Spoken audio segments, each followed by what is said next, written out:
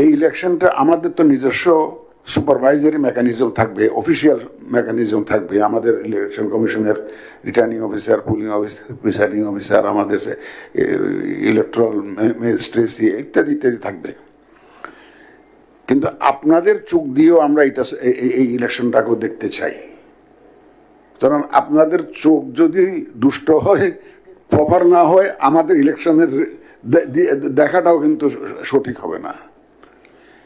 আপনাদের তো দায়িত্ব সম্পর্কে আপনারা সচেতন আছেন, যারা নতুন তাদের জন্য হয়তো বলছি, কোনোভাবেই যাতে আপনারা তো নিজেরা পর্যবেক্ষণ করবেন না, আপনারা তো লোক নিয়োগ দেবেন। এবার আমরা বয়স কমে 21 করেছি, এদের মধ্যে অনেকে কিন্তু অভিজ্ঞতা সম্পন্ন নয়।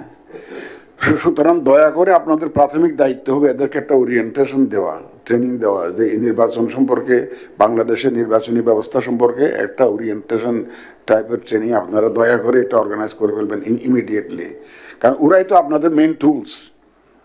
ওরা কিন্তু, ওদের কর্মকাণ্ড কিন্তু রিফ্লেক্টেড হবে আপনাদের সংস্থার গুডউইলের উপর এফেক্ট করবে। কিন্তু আপনারা যাদেরকে ইউটিলাইজ করবেন ফিল্ডে, ওরা যদি সঠিকভাবে দায়িত্বটা পালন না করে, আর এটা আপনাদের উপরে কিন্তু একটা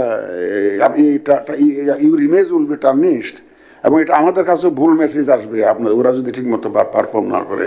এই জন্য এদেরকে গ্রুমিং করা কিন্তু আপনাদের দায়িত্ব, এদেরকে প্রপার লজিস্টিক সাপোর্ট দেওয়া কিন্তু আপনাদের দায়িত্ব এদেরকে।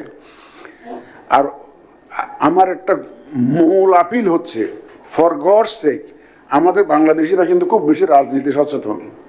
এখন আপনাদের যাদেরকে এনগেজ করবেন, তারা যদি ওখানে গিয়ে রাজনীতিতে জড়িয়ে পড়ে, তাহলে কিন্তু একদম ড্যামেজ হয়ে যাবে সবকিছু ড্যামেজ হয়ে যাবে। আপনাদের যাদেরকে নিয়োগ করবেন, প্লিজ চেক করবেন যে তারা কোনো রাজনীতির সাথে কোনো জড়িত আছে কিনা। কোনো রাজনীতির সাথে জড়িত লিঙ্ক, কোনো পার্টির সাথে জড়িত, এবং মিছিল মিটিংয়ে গিয়েছে বা জড়িত আছে, কোনো পার্টির সাথে লিঙ্ক আছে, এরকম কাউকে দয়া করে নিয়োগ দিবেন না।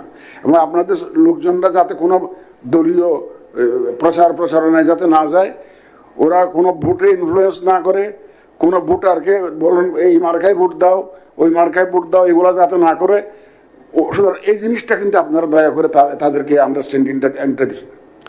ওদের দায়িত্ব হবে to observe, not to intervene. একটা অনিয়ম হচ্ছে, ইন্টারভেন করার দায়িত্ব ওনার না, কিন্তু আপনার লোকের না। ওটা বন্ধ করার দায়িত্ব ওনার না। ওনার দায়িত্ব হচ্ছে যে অনিয়ম যে হচ্ছে এটা রিপোর্ট করা।